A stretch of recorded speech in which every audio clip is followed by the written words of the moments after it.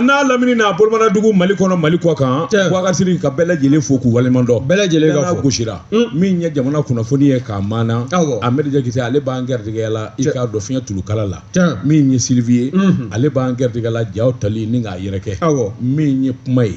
Boubacar Sidiki Daba Tunkara nka ni Ahmed ye yamaruya di sabula an bɛɛ lajɛlen dulolen b'ale la an b'an k'a kan o bɛɛ bɛ ne ko bala cogo bɛ di Boubacar Sidiki n bɛ n bolo Boubacar don n bɛ bɔ ni sɛbɛn ye sɛbɛn min n'u k'a ma Nouvelle Horizon ɲɛdankura maa min ye sɛbɛnni kɛ a tɔgɔ de ko Mahamani Toure Boubacar Sidiki ni maa min ba ɲɛn'i ma a waleɲumandɔn siga t'o la dɔ y'a ta wolo o m'o filɛ fɛn ye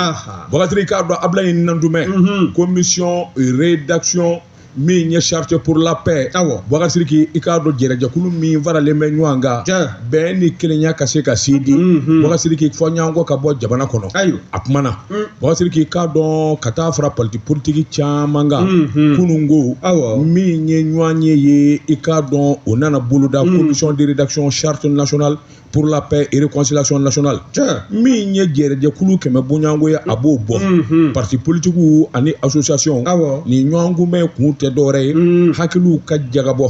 Boubacar Sidiki jamana bɛ se ka kulu suma cogo min a kana kɛ jamanaden si kɔ min bɛ kɛnɛma o min bɛ kɛnɛma somin kelen don k'a fɔ gɛlɛya bɛ min nɔfɛ somin kelen don k'a fɔ min yɛrɛ bolilen bɛ Boubacar Sidiki hakili jagabɔ ka kɛ a dun bɛ dilan cogo jumɛn in na sɛbɛnnikɛla ko a ko parti politique koloba dɔ bɛ yen min ye RDA Mali o ɲɛma Alhaji Baba Haidara n'u k'a ma ko Sandi y'a jira k'a fɔ parti politique jɔyɔrɔ i k'a dɔn o de ye sɛbɛnfuraw kolo girinw minnu bɛ se ka kɛ nafa ye ni ka dɔ fara hakilina ɲuman kan o k'i bɔ yen olu bɛ min ɲini nin kuma minnu bɛ fɔ a ka kɛ kɛwale ye Boubacar Sidiki kɛwale min bɛ se ka kɛ sababu ye Mali yɛrɛ i k'a dɔn a ka jidi min ye ayiwa armée ye Boubacar Sidiki k'a dɔn ka yiriwa ka taa ɲɛ o tɛmɛnen kɔfɛ ayiwa min kɔni ye gɛlɛya ye gɛlɛya minnu n'a dɔnnen don jamana kɔnɔ olu kɛlɛli ayiwa min bɛ se ka to bɛɛ bɛ lafiya o k'i bɔ a la a ko n'i y'a ta k'a lajɛ fana Boubacar Sidiki k'a dɔn sɛgɛsɛgɛliw ani jateminɛw min ye jamanadenw ye fantan naani bɛɛ lajɛlen na Boubacar Sidiki ka taa fara jamana i k'a dɔn a kolobaw kan jɛkulu min ye masakɛ kɔrɔw ye Boubacar Sidiki premier ministre kɔrɔw Boubacar Sidiki ka taa se maa kolobaw ma maa minnu lakodɔnnen bɛ ani maa minnu ye wulikajɔ caman kɛ jamana kɔnɔ nin bɛɛ lajɛlen de ka wele sabula nin kelen o kelen dɔnniya dɔ b'a la jamana dilanli ani jamana ɲɛtaa la Sandi kɔni y'a jira Sandi Haidara a ko o de la parti politique mana caya hakilinaw bɛ sɔn ka caya jɛkuluw mana caya hakilina bɛ caya o de la sɛbɛnfuraw labɛnni min kɔni bɛ se k'a to hakilinaw bɛ fara ɲɔgɔn kan o ka kɛ a ko n'i y'o ta k'o fana lajɛ Boubacar Sidiki k'a dɔn jamana fɛnw bɛ dɔw kɔ sabula politiki maa kologiri dɔw bɛ yen walima hakilinatigi dɔw bɛ yen olu minɛnen don ka don kaso la a na kɛ olu kɔ wa ɲininkali to min bɛɛ minnu yɛrɛ fana tɛ jamana kɔnɔ Boubacar Sidiki k'a dɔn o ye politikimaw ye i k'a dɔn yalima a bɛ kɛ olu fana kɔ wa Boubacar Sidiki n'i ye nin fɔ taa tɔ k'a jɛdo o de la min ye Usumani Isufu Mayiga ye cɛkɔrɔba a ye wulikajɔ min kɛ kɔsa in na maa 11 min minɛnen kun bɛ politikimaw na ka don kaso la olu bilali a jɔyɔrɔ barika bonya na kosɛbɛ deli la o k'i bɔ yen min ye président parti alliance des nationalistes Boubacar Sidiki convaincu pour le développement o k'o de ma ANCD Mali o ɲɛma o ye Alassane Dembélé ye Alassane Dembélé fana y'a jira k'a fɔ min ye bɛn ni kelenya ye Boubacar Sidiki k'a dɔn o de ye wajibi ye nka o tɛ se ka kɛ abada Boubacar Sidiki i k'a dɔn maa minnu bɛ ni hakilina ni jamana hakilina tɛ kelen ye o caman bɛ kaso de la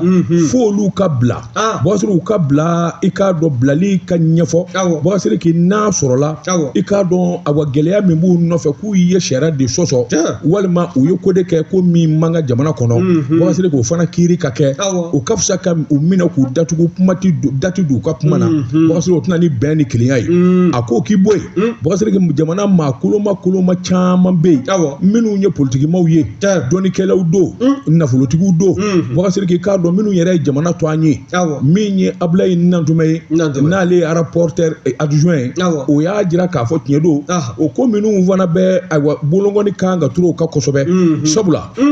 Bɔgasiriki ni jalaki t'i nɔfɛ sariya kelen de k'i ɲangi Bɔgasiriki e dun bɔra jamana kɔnɔ ka taa kɔ kan a ko i n'a sɔrɔ ko dɔ bɛ ale bɛ min ɲini minnu b'a la n'u ti jamana kɔnɔ Bɔgasiriki politiki ko do walima ko wɛrɛ do wa Bɔgasiriki ale kɔni fɛ u kana jamana kɔnɔ u ni sariya ka ɲɔgɔn ye n'u ni sariya ye ɲɔgɔn ye Bɔgasiriki ni jalaki min bi da u kan walima sɛgɛsɛgɛli mana taa kunjɛ n'a fɔra k'u ma fɛn kɛ Bɔgasiriki k'a dɔn u na lafiya nka n'e ti yan i ni sariya ma kuma sariyatigiw min ye e yɛrɛ ma fɛn fɔ sariyatigiw ye Bɔgasiriki k'a dɔn a tɛna dɔ bɛ kɛ maa si den kelen t'a dɔn ayiwa min ni min bɛ sen na ɲɛ don caman b'a la i k'a dɔn nkalon dalen don olu la nka n'i yɛrɛ mana ka n'i ɲɛfɔ Bɔgasiriki k'a dɔn a ɲɛ tɛ dɔn sɛbɛnnikɛla kɔni y'a jira min ye Mahamadu Ture caman da ye sira ye sabula jamana in bɛ a wulikajɔ min na minɛka datugu min bɛ sen na Bɔgasiriki o i k'a dɔn o tɛ ka galibu di maa ma k'i bɛna ko funtɛni na a ma nɔgɔ dɛ k'i minɛ k'i datugu kalo caman kɛ i t'i ɲininka kiiri ti kɛ Bɔgasiriki n'i miiri dɔw ta la i tɛna dɛ ayi i tɛna dɛ o kɔni o ka fɔ k'a bɔ a la ne kɔni bɛ min ɲini Bɔgasiriki maa o maa b'a la n'o ti jamana kɔnɔ sariyatigiw k'o ka sɛbɛn ta k'a sɛgɛsɛgɛ k'a lajɛ ni jalaki min don o k'o fɔ a ye karisa n'i nana kalo kelen kalo fila o datuguli don ni jalaki b'i nɔfɛ walima i ka nin wari in sara bɛɛ ka na wari sara tɛ maa tufin kisi la sa o ka wari sara cogo bɛ kaso kɛ nana achat des équipements militaires et ko affaire ye a fɔra ko minnu taara hali n'u ye san 1000 kɛ n'u nana o bɛ ouais mais o kiiri banna o jɛra sa o ma ban dɛ n'o banna dɔw tɛ kaso la hali sini n'o tɛ o ko kɔni bɛ ko wɛrɛ de dilan sa n'o tɛ o kiiri kɔni o ɲɛdɔnna ni mun ye sɛbɛn ye Mahamani Ture ka sɛbɛn do an ye min bɔ Nouveau Horizon kɔnɔ ɲɛdangura Mahamani Ture ka fara Nouveau Horizon kan an b'u bɛɛ lajɛlen fo ni tɛgɛ don ni sɛbɛn bɛ bɔ sɛbɛn min k'a ma ko le républicain Wurudugu Jekwa ni Foroba Ɲada le républicain Agibo Sogodogo ni y'a ka fasiri ye a ko min ye jɛkulu kɛrɛnkɛrɛnlen min n'a sigi bɛ sen kan n'an k'a ma ko comité d'orientation de l'autorité de gestion des réparations en faveur des victimes de la crise au Mali n'i y'a sɛbɛn kɔrɔ lajɛ o bɛ tali kɛ fɛn min na o de ye kabi Modibo tile waati gɛlɛya minnu bɛ yen ni jamana sigibaa dɔw y'o sɔrɔ a mana kɛ jamana fan o fan fɛ sa i y'a dɔn waati dɔ la wele bilala bɛɛ lajɛlen ma bɛɛ lajɛlen kana faaba kɔnɔ ni ka se ka na ɲɛfɔli kɛ o ɲɛfɔli o kuma ɲɛ cogoya si la fo nin jɛkulu kɛrɛnkɛrɛnlen a ka sigi sen kan o jɛkulu sigilen kɔ sen kan a ye bɛɛ lajɛlen ni k'a sɛbɛkɔrɔ lamɛn wa n'i y'a lajɛ nin y'u ka lajɛ yɛrɛ ye nin ye a ta ko 5nan ye 4nan min n'o kun bolodalen don n'o baaraw kɛla ka tɛmɛ kɔrɔlen i b'a ye k'a fɔ hakilina minnu n'o ye baara bolodalenw ye n'an k'o ma ko programme d'activité 2024 i b'a ye k'a fɔ nin bɛɛ lajɛlen sɛgɛsɛgɛla u ka nin zeyi na lajɛ yɛrɛ o senfɛ o tɛmɛlen kɔ kokura min ye jɛkulu ye a ka baaraw tɛ se ka boloda ni nafolo n'o ye musaka ye n'o tɛ a bolokɔrɔ o hakilina kun dan bɛ musaka hakɛ min fana kan o ye hakilijagabɔ ta ni ka ɲɛsin o fana ma nin lajɛ yɛrɛ min n'o bɔlen filɛ ka kɛ o dongo i b'a ye k'a fɔ min ye wulikajɔ ye tarata tɛmɛlen don février kalo tile 18 san 2025 a kɛra kuluba tɔn in yɛrɛ a ɲɛma o ka yamaruya kɔnɔna na n'o ye Sidi Kamara ye o fana bɔlen koyi min ye tɔn yɛrɛ n'o ye jɛkulu ye a secrétaire exécutif n'i y'o fana ta k'a lajɛ o de ye Sidi Al Mokhtar Umar ye fo ka taa se tɔn yɛrɛ kunnafonidila ma n'o ye chef de la cellule communication de relations publiques ye o ye Ibrahima Timbo ye ka taa se maaba caman ma ninnu bɛɛ lajɛlen tun bɛ kɛnɛ kɔnɔ hakilijagabɔ o ka ta ni ka ɲɛsin u ka taabolo ma kɛnɛ kɔnɔ min donna maaninfin hakili fɛ kosɛbɛ ni bɛɛ lajɛlen seginna n'o ye k'o kɛ somayasama ye o de ye hakilijagabɔ kɛlen kɔ ka ɲɛsin baara minnu n'olu kun boloda bɛ san 2024 kɔnɔ musaka ko ani u yɛrɛ kan ka baara minnu boloda olu kɛla ka se hakɛ minnu na ani majɛ fa minnu sɔrɔ o k'o bɛɛ lajɛlen o ka lajɛji ɲɛlen na ka se ka hakilina kuraw ta san 2025 kɔnɔ nka hakilina min n'o jala bɛɛ lajɛlen ye o de ye ko nin san 2025 a tilayɔrɔ filanan n'an k'a ma ko deuxième semestre kalo 6 laban san 2025 kɔnɔna na i b'a ye k'a fɔ o kɔni de bɛna ta sa min kɔni n'o bɛna kɛ hakilina ye maa minnu bɛ yen n'o ye degun sɔrɔ u sigiyɔrɔ yɔrɔw la ka Modibo tile fo kana se sisan ma jamana a mana kɛ a fan o fan fɛ ye nka maaw bɛ yɔrɔ minnu dɔn kosɛbɛ o de ye jamana cɛmancɛ bolo ka taa kɔrɔnfɛla la dugu tala ni gɛrɛntɛ sela maa minnu ma k'u to u sigiyɔrɔw la olu bɛ se ka tɔrɔmɔɲɔ sɔrɔ cogo min na o tɔrɔmɔɲɔ hali n'a sɔrɔla dama don a la ni ka hakɛ ni ka o bɛɛ lajɛlen fɛsɛfɛsɛ nka n'i y'a sɛbɛkɔrɔ lajɛ Watirikɛba ka fɔla n'o ye Agibu Sogodogo ye républicain kɔnɔna na a y'a jira k'a fɔ min ye maa ninnu ye i n'a fɔ n da tula ɲɛmaa kumaba minnu to a la sisan min ye président ye Sidi Kamara ka taa se secrétaire exécutif ma n'o ye Sidi Ali Mokhtar Umari ninnu bɛɛ lajɛlen kɔni y'a jira u ka kɔrɔfɔ o kɔnɔ k'a fɔ bɛɛ lajɛlen welelen don wa bɛɛ lajɛlen de kan k'i kunkilenna kɛ kelen ye maa o maa bɛ yen k'i bɛ nin autorité in jɛkulu kɔnɔna na bɛɛ lajɛlen de kan k'i fanga fara ɲɔgɔn kan walasa baara minnu boloda bɛ jɛɛrɛ jɛkulu in fɛ a ka se ka o baaraw bɛɛ lajɛlen kɛ ka se a hakɛ la wa n'o fana bɔla yen min kɔni n'o ye hakilina ye n'o kuma ka di bɛɛ lajɛlen tulo la o de ye réparation des victimes ye nafolo walima tɔrɔmɔɲɔ min n'o bɛna ta k'o di maaw ma dangarikɛla minnu ka hakɛ la dangarikɛla minnu ka adamadenya la u bɛɛ lajɛlen k'o baaraw o ka se ka ɲɛ sɔrɔ k'o bɛ sɔrɔ nin lajɛrɛ min n'o bɔlen filɛ nin ye k'a kɛ tarata tɛmɛlen février kalo tile 18 san 2025 o kɔni de senfɛ sa min ye kalo 6 laban san 2025 kɔnɔna na o kɔni bɛna kɛ waati min ni degun t'a la ka maaw ma sɛgɛrɛ kabi Modibo tile fo ka na se sisan ma bɛɛ lajɛlen ka se ka tɔrɔmɔɲɔ sɔrɔ yɛrɛ ni tɔrɔmɔɲɔ min ka kan nin ko sɛbɛn sɛbɛn min na y'a salo ka bɔ le républicain kɔnɔ Agibu Sogodogo a ka fasiri don ne ko bala cogo bɛ di Boubacar Sidiki n bɛ bɔ ni sɛbɛn ye sɛbɛn min n'u k'a ma l'indicateur de renouveau a bɔli ko siɲɛ 400 siɲɛ 197 o ye dɔ kɛ maa min y'a sɛbɛn a tɔgɔ de ye ko Yakuba Dunbiya ayiwa Boubacar Sidiki ni boli dabɔra i tɛ se ka taa ka maa min don boli la n'i ma ɲɛ k'i ye boli fura ta i ka dɔ d'o tigi ma siga t'o la Boubacar Sidiki a k'i k'a dɔn fanga ɲɛmaa min ye général Kouali ye Boubacar Sidiki k'a dɔn a ye taama kɛ Doila mara la Boubacar Sidiki nka n'a ka don Doila i k'a dɔn fana a ye jɔli kunkurunin kɛ Ala ni jama bɔra k'a kunbɛn a nisɔndiya kojugu u y'u sen da fɛrɛ kan ayiwa min kɔni ye fana ye nin kɛra dimanche don hadamaden bɔra i ko dakɔnɔni Boubacar Sidiki fana n'a lamini cɛkɔrɔba denmisɛnnin maakɔrɔba Boubacar Sidiki k'a dɔn folifɛnw ani laadako Boubacar Sidiki k'a dɔn bɛɛ lajɛlen de bɔra n k'i ɲininka ayiwa nisɔndiya bolo kan min ye chef du gouvernement ye ka se k'a kunbɛn sɛbɛnnikɛla ko min ye Doila ta ye n'a tɛmɛ fana fɛ sabula kanubaw ni lapasabaw i k'a dɔn dɛmɛbaw caman bɛ yen a ko n'i y'a ta k'a lajɛ jɛrɛjɛkulu dɔ bɛ yen i k'a dɔn min ye association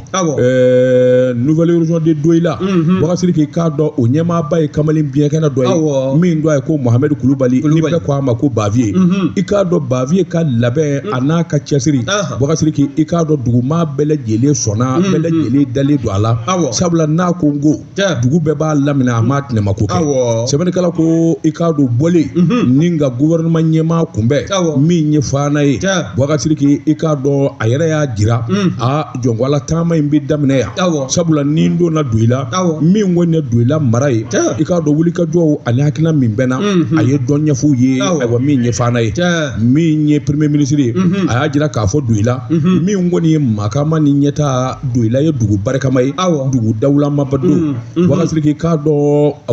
min ye foliw ye Boubacar Sidiki k'a dɔn ani bonyaw a y'o kɛ fana i k'a dɔn min kɔni ye Bavier ye tɔ ma to ko la sabula fana bɛɛ lajɛlen ka cɛsiri min ye maakɔrɔbaw ni denmisɛnw ye Boubacar Sidiki ka taa se a yɛrɛ ka association ma bɛɛ lajɛlen nisɔndiyara sabula premier ministre a ye bonya min da k'u sɛgɛrɛ bonya kɔ o fana ye bonya kɔ ye a selen Doila Boubacar Sidiki k'a dɔn ayiwa min ye CMDT u ka bolofara min bɛ Doila yɔrɔ belebeleba de Boubacar Sidiki k'a dɔn a yaalala k'u lajɛ baarakɛla minnu bɛ yen ka taa se kɔɔrisɛnɛnaw ma Boubacar Sidiki k'a dɔn u ye ɲɔgɔn ye bakɛ gɛlɛyaw ani min ni min kan ka taa u y'o ɲɛfɔ ɲɔgɔn ye Boubacar Sidiki k'a dɔn jamanakuntigi Asimi Goyita u kɛlen bɛ k'a bila ci min na ani hakilina min b'a la ka ɲɛsin sɛnɛkow ma a y'i da don o la gɛlɛya min bɛ sɛnɛkɛlaw kan CMDT yɛrɛ baarakɛlaw hakilina min b'u la janko an bɛ donni min na ko bi Mali kɛlen bɛ ka waakura min bɔ n'o ye passeport AES ko ye ani taama ko u da donna nin bɛɛ lajɛlen la k'a ɲɛfɔ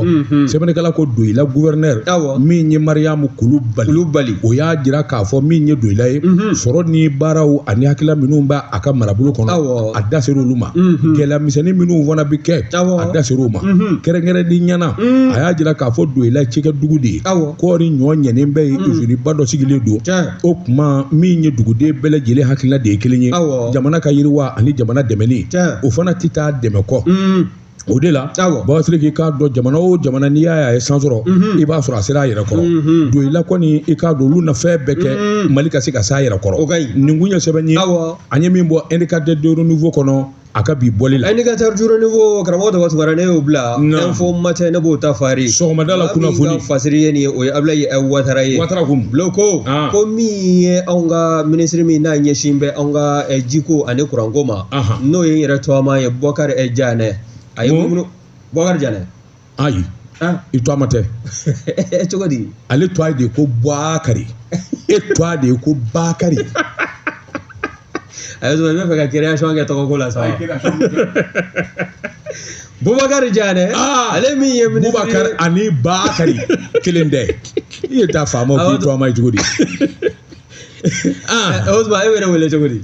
Bakari a ko Bakari o y'a ye n ka jan n t'a la ka mugu kuru ka d'i ma dɛ o de don naam ni ye Bɔkari tɔgɔ a fantan tɔgɔ o de ye Bakari ye n'o kɔni o y'i bonya o n'o b'a fɔ Bakari ni ayi balontan dɔ tun bɛ Joliba la ko Bakari o tɔgɔ tun ka di dɛ o tɔgɔ ti fantan dɔgɔ ye dɛ Bakari Joliba Bakari kamaliba ayiwa ni Ala cɛ naam min ye an ka ministre min n'a ɲɛsin bɛ an ka jiko ani kuranko ma n'o ye Bɔkari Janɛ ye ndɔma a ye munumunu salo kɛ énergie du Mali ɲɛmaayaso la ɲɛmaa ani o taara ɲɔgɔn kuma ɲɔgɔn ɲa ka taama in senfɛ i b'a ye k'a fɔ min ye ladiliba kɛrɛnkɛrɛnlen dɔ ye n'o bɛ an ka cɛmancɛ fanga ɲɛmaa o kɛrɛfɛ n'o ye général d'armée Asimi Goyita ye maa min don i b'o dɔn wa o de ye Mamadu Yeya Kamara ye conseil spécial n'i y'a ta k'a lajɛ ale kɔni bɛ wuli ka jɔ suguya bɛɛ lajɛlen na premier ministre to ala sa ani ka sanga ni min ye an ka cɛmancɛ fanga ɲɛmaa ka ladilikanw ye walasa baara ninnu bɛɛ lajɛlen bɛ se ka ninnu don ka ɲɛ cogo min na min ye ministre ye n'o ye premier ministre ye n'o ye général de division Abulayi Mayiga ye a ka sigili ka na se bi ma a ye munumunu salo sɔrɔ énergie du Mali o duba kɔnɔna na a bɛ siɲɛ 2 bɔ ani a taga o taga a n'an ka ministre min n'o bɛ taa n'o ye jiko ani kuranko ministre ye Bɔkari Janɛ a n'o bɛ taama ɲɔgɔn nɔfɛ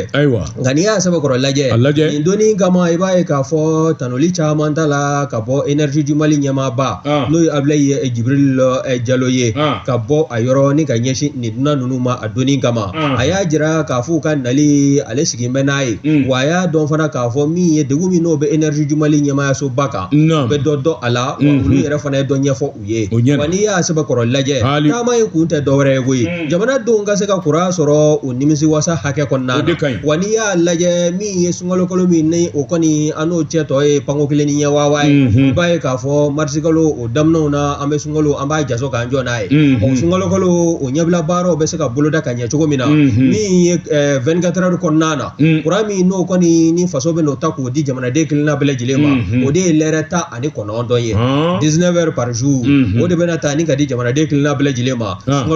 sunkalo o kalo kɔnɔna na kini kin wa walima bɛɛ b'a sɔrɔ heure 19 a bɛ bɔ ɲɔgɔn kɔrɔ kɛ n'o tɛ n'a sɔrɔ la ko bɛɛ b'a sɔrɔ o kɔnɔ ka tila ka bali k'a tigɛ ka dibi salo fan wɛrɛ fɛ a bɛ gɛlɛya dɛ o ye tiɲɛ a bɛ bɔ ɲɔgɔn kɔrɔ de n'i y'a lajɛ nin lɛrɛ 19 tile o tile ni sunkalo daminɛna kuranko k'a bɛna boloda nin cogo in na wa n'i y'a sɛbɛkɔrɔ lajɛ fana min ye halisa énergie du Mali ɲɛmaaba ka kɔrɔfɔ la n'o ye Abulayi Jibril Jalo ye a y'a jira k'a fɔ ministre a n'a baarakɛɲɔgɔn bɛɛ lajɛlen bɛ fo u ka taale ko fɔlɔ fo ka se 2nan ma fo ka na se 3nan in ma min y'ale n'a ka baarakɛɲɔgɔnw ye n'o ye collaborateur collaborateurs ye bele jele ko ni bala ki so ikafa min ye dépannage ye olu te kotige wa min ye wuliga jo chama ye machine yere olu be se ka larawe cogo na su dona duguje wa sa min ye kuran fitini min no be bolokoro o bele jele o tabulo bele jele ka se ka kende misi wasa fe wa no fana bolay ministre taala mununu salo ke anga kuran so munum fleni ye zera koro ka ta se balenge ma min ye SNC fo ka ta se agence de badala buguma atara nunu bele jele laje min ye safoye min no central solaire min no o kanga sigiye atara nyejo ye farana o ka ta se kambila ma no fana bolay ministre ko ni kuna fone min boka di lerata ani konondo kuna kibaria dale ko mo bloga aya jira ka foko so ani ko atemegoi min ye kuran ya bena salo ka sama ka bo manadali ki kunda na e baba ko o kan ono kela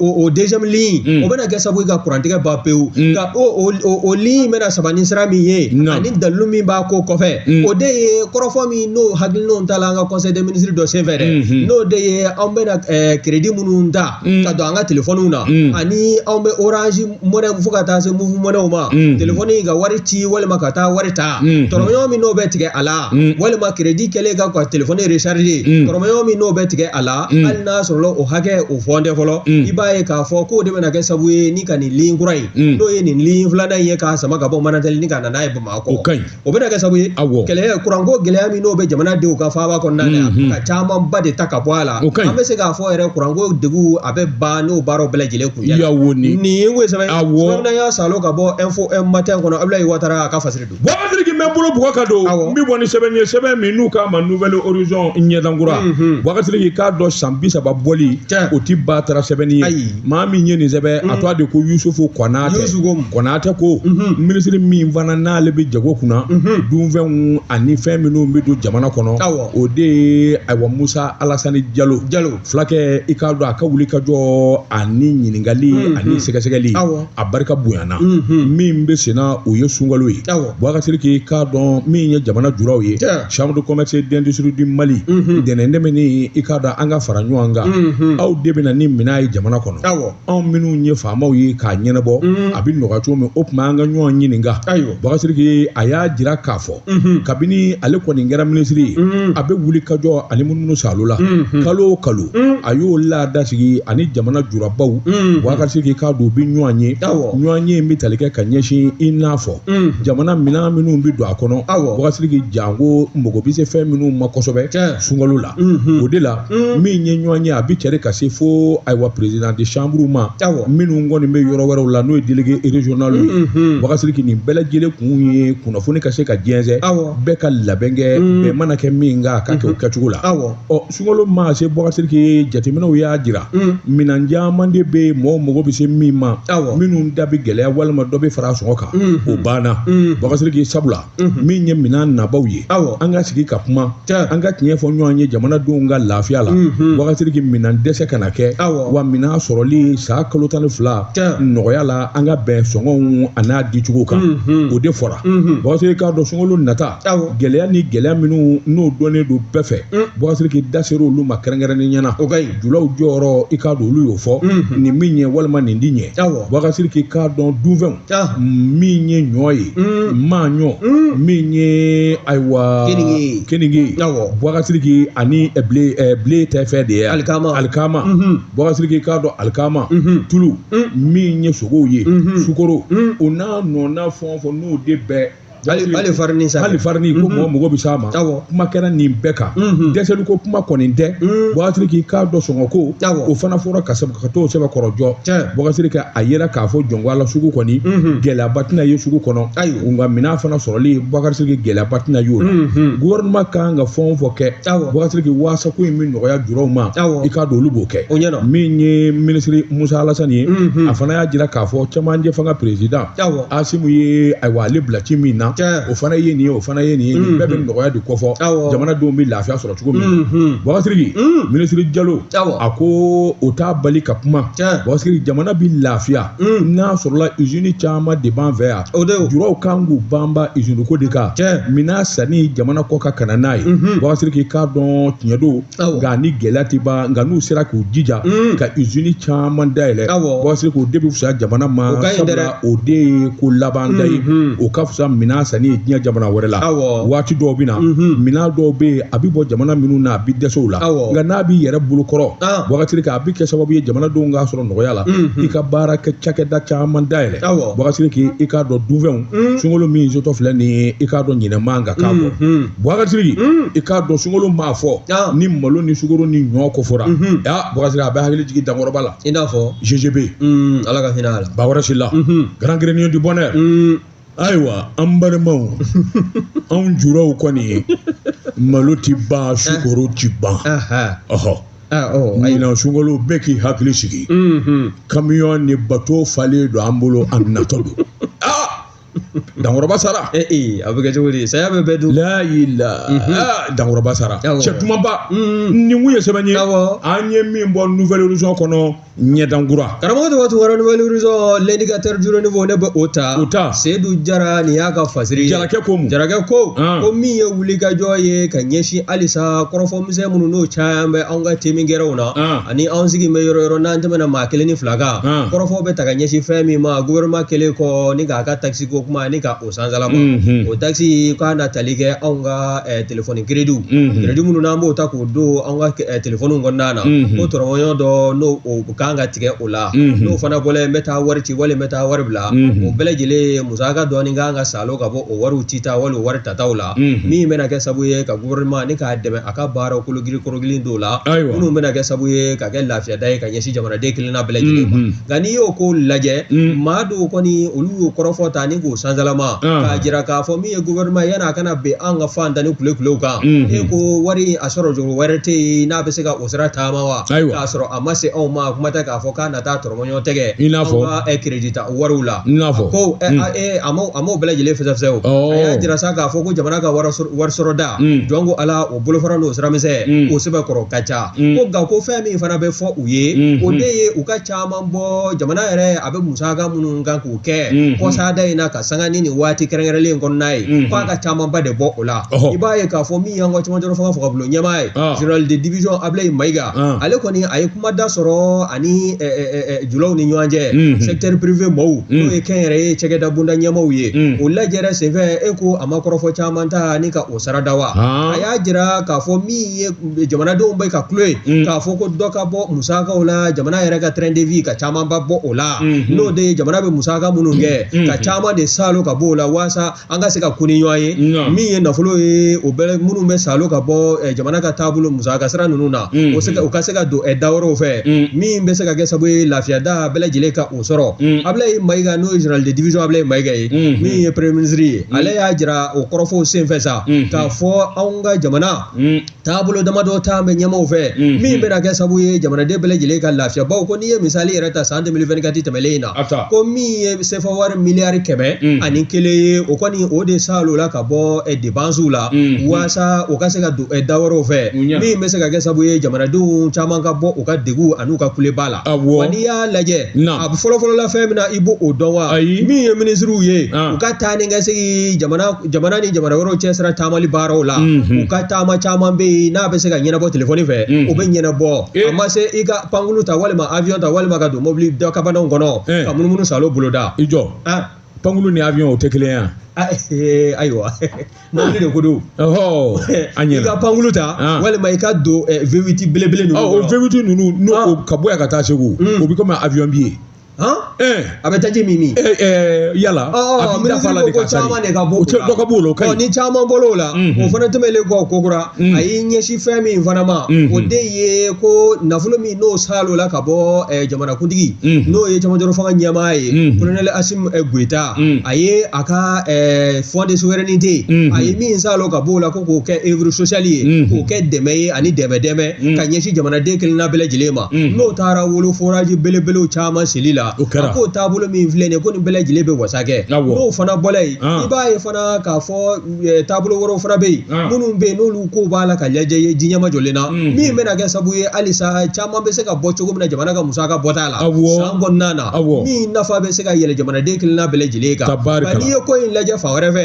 maa dɔ fana sɛbɛnkɔrɔ kuma na Mohamed Ag Asori ale kɔni y'a jira a ka page sociale sanfɛ n'o ye page meta ye n'o kɔni n'ale kɔni y'a jira k'a fɔ premier ministre b'a la ka kɔrɔfɔ min fɔ ko jɔn ko ala ko kɔrɔfɔ ye k'a dununi k'a ka di ko nka ko dunni ko n'a fɔra ko bɛɛ lajɛlen ka se k'a kɔnɔ ko a mankan faamuya k'a bɛ kɛ sababu ye ka maanifin caman bɛ yen ni k'u dusukun lafiya ko nka k'ale ka hakilina ye fɛn min ye dɛ o de ye ko CNT don ka kɛ u fana kan min ye u ka tɔrɔmɔɲɔ min n'o b'u ta kalo la ka caman s'a la ka bɔ o fana na.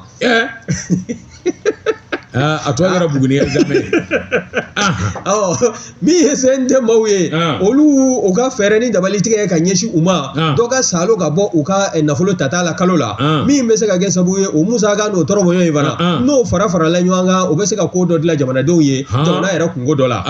min ye sariya bolo dɔ fana ye o kana ka ta ka ɲɛsin u ma waasa min ye halisa a ka bɔ dalafɔ la ka sɛbɛnfuraw n'a gafew dilan ka bila k'a fɔ jɔn ko ala an tɛ tɛmɛ nin ka kalo kɔnɔ an tɛ tɛmɛ nin ka san kɔnɔ min bɛ se ka kɛ sababu ye jamanadenw ka danaya a bɛ se ka kologiriya cɛmancɛ fanga ɲɛmɔgɔw kan nin kun ye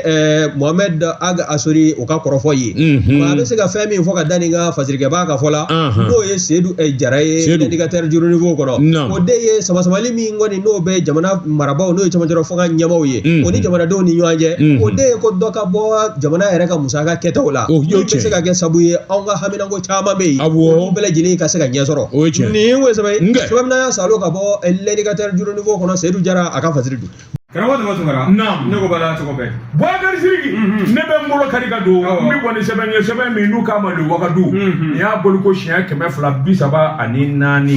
min ye fasiri kɛbaa ye i k'a dɔn taali ɲɛfɛ n'a ɲɛf'i ye Boubacar Sidiki i k'a dɔn maa tɛ kɛ ŋana ye gansan Boubacar Sidiki i k'a dɔn sirakɔrɔ jiri a nɛgɛ k'a dɔn ko bonya tɛ barika ye Boubacar Sidiki i k'a dɔn fɛn 7 bɛ yen o kan ka dɔn Amadou Fali Jankala ale de ye directeur général des impôts i k'a dɔn a kɛra ye décembre kalo tɛmɛnen na Boubacar Sidiki i k'a dɔn n'i y'a ye faamaw dara la k'a ka bila nin na Boubacar Sidiki a y'a ɲɛdɔn o tɛmɛnen kɔfɛ denmisɛn don ani galabu bɛ ɲɔgɔn na kabini kununko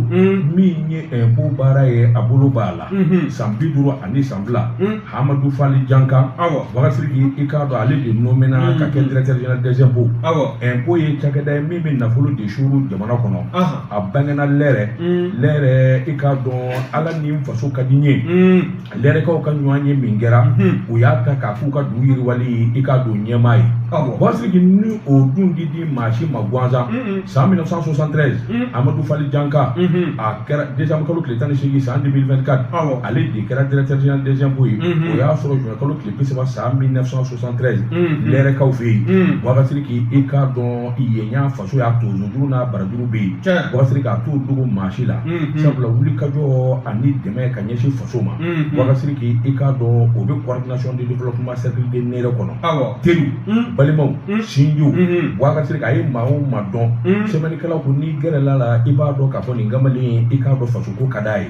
novembre tile 23 san 2023 Bamakɔ ka na bila 2002 la Boubacar Sidiki i k'a dɔn a ka wulikajɔ a ka inspecteur des impôts ye sabula concours direct min bɛ kɛ fonction publique la a y'o sɔrɔ janvier kalo san 2002 Boubacar Sidiki juillet kalo 2002 janvier 2003 Boubacar Sidiki i k'a dɔn u ko min ma chargé législation sous direction législation contentieux fiscal direction générale des impôts o tubabu k'a ka ca nka min ye 2004 ye Boubacar Sidiki i k'a dɔn a nana baara yɛrɛ daminɛ baara kolo girinw ani ɲɛmaaya sabula min ye Kucala san Boubacar Sidiki a kɛra yen receveur des impôts ye ka kɛ chef de centre des impôts ye i k'a dɔn o yɔrɔ kelenw na Boubacar Sidiki ka laban 2004 2024 2011 san 2012 Boubacar Sidiki i k'a dɔn a ka wulikajɔ nana jateminɛ sabula faamaw ani ɲɛmaw kalan ni dɔnniya ni koloya min b'a la o kɛra sababu ye Boubacar Sidiki k'a nommé tuguni a kɛra inspecteur vérificateur min ye direction ayiwa des grandes entreprises 2012 fo 2015 a y'o jɔyɔrɔ fa wulikajɔ nana boloda chef de centre impôt commune 4 na mars kalo 2019 Boubacar Sidiki ka taa bila décembre kalo 2019 a kɛra directeur des impôts Bamakɔ kafo kɔnɔ o laban de wulikajɔ barika nana bonya ka se ka kɛ i k'a dɔn fo inspecteur des impôts min chargé du contentieux sous direction législation contentieux direction générale des impôts la Boubacar Sidiki fo kana k'a ka nomination n'a nana kɛ directeur général ye Boubacar Sidiki Siriki i k'a dɔn min ye DGE min ka sɔrɔ ka na kɛ directeur ba yɛrɛ ye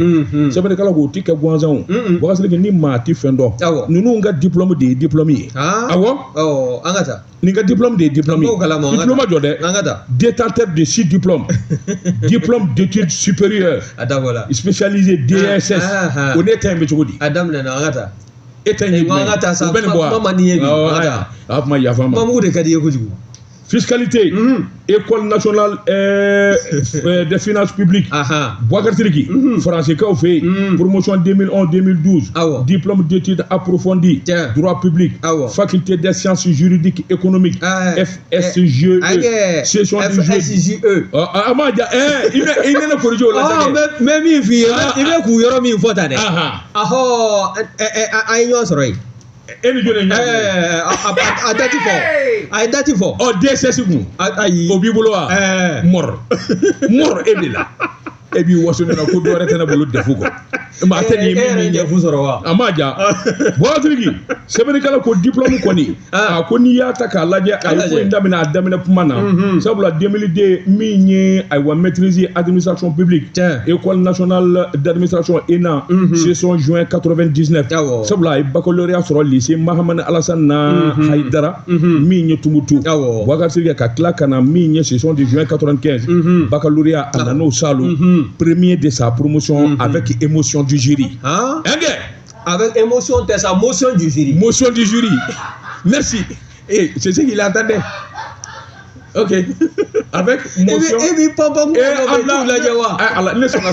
Avec motion du jury. Wa motion era fanatere. Mention du jury. Ah bon. Mention. Avec mention du jury. Merci. Ni mun ye sɛbɛnni ye a cɛ min bɔ wagadu kɔnɔ hali ni tɛ fɛ ka kuma don min na i bɛ bila kuma na ala kuma man di ye i ye n corriger sisan ne ka ko man gɛlɛn ko n na merci mais tu as le diplôme DSS o b'i bolo wa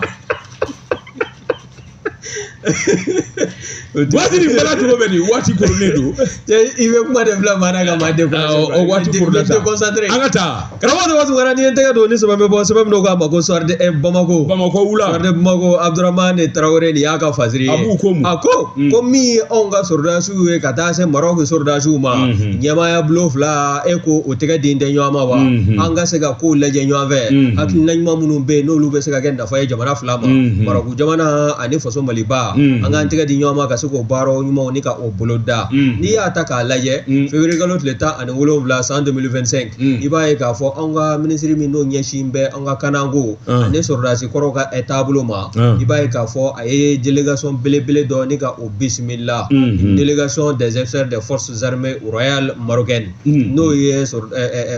masakɛ bulon ka bɔ Maroc jamana na olu ka jalabatigi dɔw kɔni ka maa dɔw d'a kan a n'u nana waasa o ni anw ka maaw bɛ se ka ɲɔgɔn ye cogo min na maa min do e b'o o dɔn wa o de ye général de brigade Abdel Gani Muhibu ye ale de nana Maroc sɔrɔdasi ɲɛmɔgɔ ka tɔgɔ la sa waasa ka na anw taw ni ka o kuma ɲɔgɔn ya wa kɛnɛ in kɔnɔna na maa dɔ fana tun bɛ kɛnɛ kɔnɔ général de brigade Muhammadu Masawule Samakɛ ale fana tun bɛ kɛnɛ kɔnɔna na a y'a jira sa ninnu maa fila tile 3 kɔnɔna na u ye hakilijagabɔw kɛ hakilinaw dumanw ni fɛɛrɛ dumanw bɛ se ka sigi sen kan waasa Maroc jamana sɔrɔdasilakaw ka taa se faso Maliba sɔrɔdasiw ma anw bɛ se ka kuntilennenw kɛ kelen ye n'i y'a ta k'a lajɛ nin waati ni kɔni nana sɔrɔ kabi san 2023 tɛmɛlen min ye anw ka jamana ye n'o ye Mali ye ani Alizeri jamana an b'a la ka ɲɔgɔn lajɛ woni fɛ hali n'a sɔrɔla mankanw o ma don an ni ɲɔgɔn cɛ kɛnɛkan caraki la ka jɔn ko ala an se an bɛ ɲɔgɔn ma k'a fɔ an ka sigiɲɔgɔnya a bɛ donni min ye ko bi jɔn ko ala a ko a gɛlɛyalen don n'o tɛmɛna ka bɔ o sɔrɔla fɛn min fana fɛ b'o dɔn san 2024 min ye accord de paix de la réconciliation ye o min n'o baaraw nun donna Alizeri jamana kan ni ka to k'a ko popapo ani ɲɔgɔn cɛ ni Alizeri jamana tun bɛ fɛ k'i yɛrɛ kɛ wara ye o ko ɲɛma anw de y'o papier fara n'o ye sɛbɛnfura ye k'o fara k'o fili k'an sen tɛ a la bi an sen t'a la sini o sɛbɛnfura farali k'a minɛ o dɔw fo bi san 2024 fo bi i b'a ye k'a fɔ min ye Alizeri jamana ye a kɔni ma diya u ye dɛ furufuru wuli anw nɔfɛ cogo min na a b'a wuli ten nka anw fana taalen bɛ a sɛnɛkɛ min bɛ yen n'o ye Maroc ye n'i kɔni ye jamana min ye Maroc kɛrɛfɛ i b'a ye k'a fɔ Algérie jamana kɔni a t'a ɲɛ kɛ k'e filɛ u tɛ ɲɔgɔn fɛ o fana sɔrɔla min fɛ wa Maroc vive Maroc i tɛ to n'i ka taama bɔra Algérie kan a bɛ gɛlɛya i ma dɛ kabini n bangena arabu jamana min ni dara ye o ye asafula Maroc Tunisie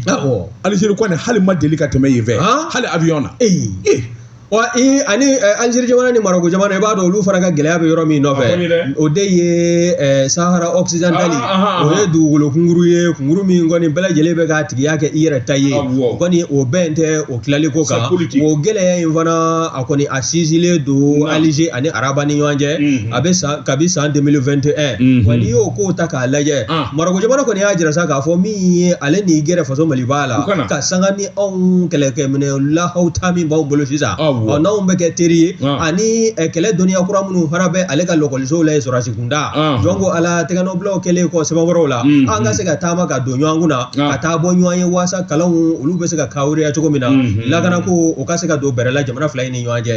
nin ye ko sɛbɛn sɛbɛnna y'a salo ka bɔ SORD Bamako kɔnɔ Abdurahmani Traoré a ka fasiri don fasiri waati n'a ka waati ma se ko bi ta an t'a bila yan t'o ma dun nɛgɛ ɲɛ 20 segin bɛ kɛ nin kunnafoni kelen kan ni ala sɔnna ma sini sɔgɔma an b'i kɛnɛ ka sɛbɛnkɔrɔw bɛ bɔ k'olu lakali Hamɛdi Jakite fiɲɛ tulukala ale de kumara k'u ɲɛnabɔ min ye jaw ye k'a ta k'an yɛrɛkɛ o ye Sylvie Vartan ye